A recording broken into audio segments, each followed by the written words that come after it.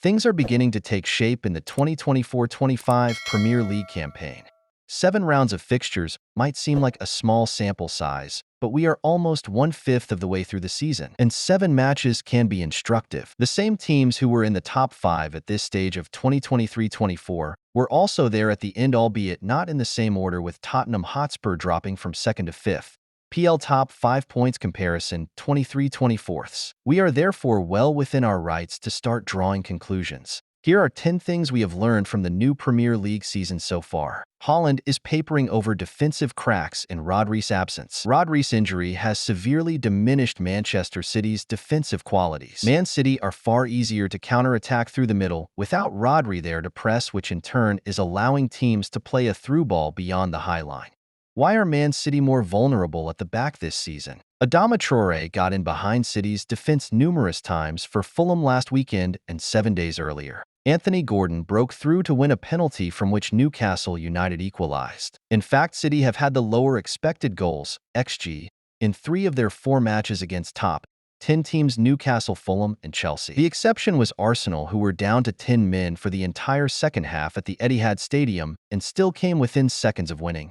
On the flip side, Erling Haaland is in sensational form, looking more clinical than ever before. Last month, Pep Guardiola said Haaland is fully fit for the first time since joining the club. He is staying for extra training sessions, and after a summer break looks sharper in every facet of his game. His 10 goals in 7 Premier League matches has helped to make up for the loss of Rodri for now. Palmer's brilliance has put Chelsea in the top 4 race. We don't yet know what to make of Enzo Maresca's start as Chelsea head coach, even though he has guided the team to 4th in the table with 14 points from 7 fixtures. Maresca was supposed to bring football played like chess, ultra-structured and slow-paced, but instead Chelsea have been mayhem. Maybe that's just because Chelsea's opponents have been chaotic, drawing Maresca's side into madcap encounters like the 4-2 win against Brighton and Hove Albion and 6-2 victory at Wolverhampton Wanderers. Or maybe he is adapting his tactics to fit the squad profile. Who knows? And frankly, with Cole Palmer playing like he is, who cares? When Palmer finished with 22 goals and 11 assists in the Premier League last season,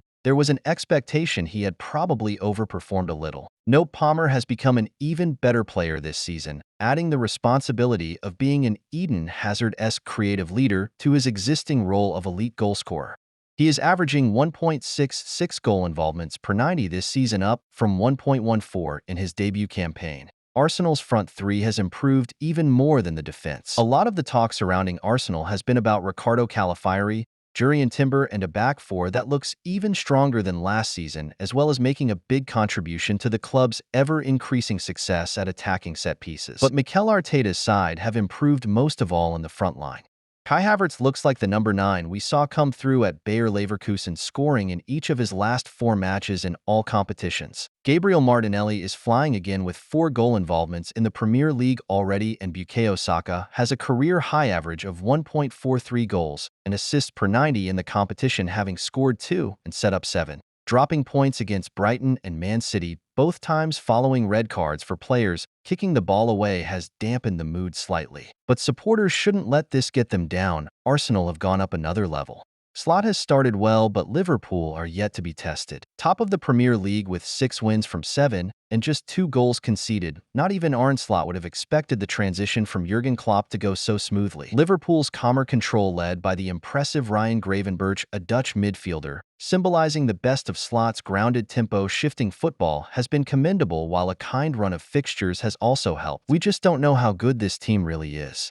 In fact, Liverpool's 15 points is 1 fewer than the 16 they won from the corresponding fixtures in 2023-24 if we overlook the win at Ipswich Town, who were not in the division last season. Maybe that's unfair. We could compare the competent 2-0 win at Portman Road to the 1-1 draw at Luton Town in 2023-24, but nevertheless, we cannot yet speak confidently about the Slot revolution. Liverpool's next 4 opponents are Chelsea, H, Arsenal, A, Brighton, H, and Aston Villa, H.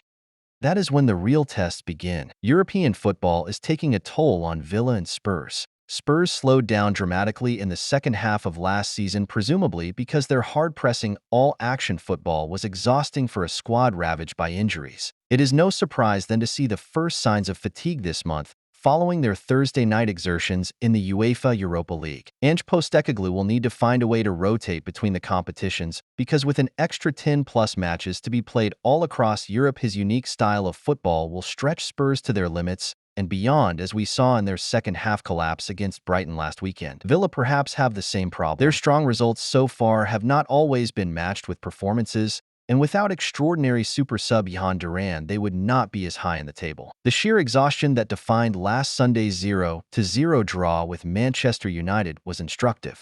There is no need to panic that goes for Villa and Spurs, but the intense demands of UEFA Champions League and Europa League football respectively could hamper domestic progress. Man United are at a record low despite improved defense. First, the positives. Man United have been better than last season in most of their Premier League matches thanks to a more assertive press and some front foot defending from a back four that no longer seems to backpedal at every opportunity. They have kept 4 clean sheets in 7 matches, only conceding goals against Liverpool, Spurs, and Brighton. Nevertheless, Erik ten Hag's side have won 8 points from 7 matches, their lowest in Premier League history, breaking the club record set last season and lowest since 1989-90. The 5 goals Man United have scored are also the fewest at this stage of the season since 1972-73, while the 0-0 draw at Villa Park extended their winless run to 5 matches in all competitions. Things have got better, but having started from such a low base, a lot of supporters have barely noticed.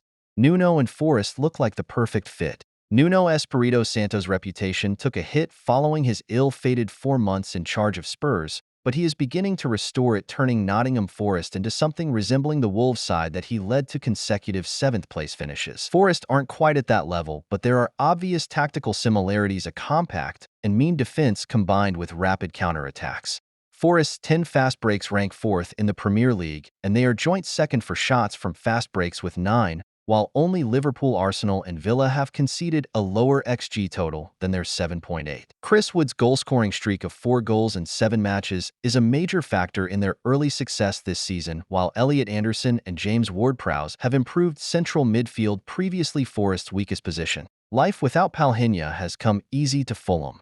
João Palhinha made a competition-high 152 tackles last season and 148 the year before, again the most in the division.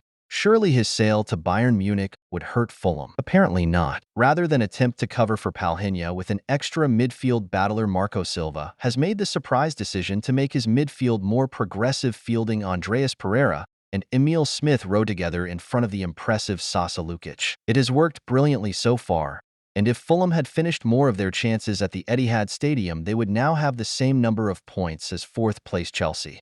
With Raul Jimenez in good form, he has amassed 4 goals and an assist in his last 7 matches in all competitions. Fulham have an outside chance of qualifying for Europe. Ipswich and Leicester both have a shot at survival. Before a ball had been kicked, most pundits had written off Ipswich Town, Leicester City, and Southampton, so it is pleasing to see that the relegation battle already looks more competitive than expected. Ipswich's 4 consecutive Premier League draws were proof that Kieran McKenna's coaching will make them hard to beat, and despite the setback of the 4-1 defeat at West Ham, supporters are optimistic Liam Delap can fire them to safety. Leicester have also surprised a few people. Steve Cooper's defensive football isn't as easy on the eye as Maresca's, but it's starting to get results. 4 points from the last 3 matches is a strong return. Facundo Buonanot has undoubtedly been the breakout star for Leicester, providing the sort of creativity Southampton would love, although the Saints need to sort out their defense first. Russell Martin's side continue to make unforced errors, leading to goals 6 so far because of the manager's desire to play a possession style of football. At the moment, Southampton are the most likely of the 3 promoted clubs to go down. But there is plenty of time for Martin to find a winning formula. Big summer sales are hurting Wolves and Palace. Of all the teams who played in the Premier League last season, Wolves and Crystal Palace are the only 2 left without a win. The reason why is fairly obvious. Wolves sold Max Kilman and Pedro Neto in the summer and were unable to bring in adequate replacements for arguably their 2 best players. Unsurprisingly, Wolves have conceded a division-high 21 goals and are struggling to create counter-attacking chances. Palace are in a similar position. They managed to hold on to Mark Guéhi and Ebereki Eze, but losing Michael Ollis to Bayern Munich and Joachim Andersen to Fulham has left too much for the remaining stars to do. Oliver Glasner and Gary O'Neill are good managers capable of turning things around, and indeed, they may simply need our patience as their respective Palace and Wolves squads recalibrate, but they could scarcely have had worse starts. It could be a long old season for both clubs. Thanks for watching.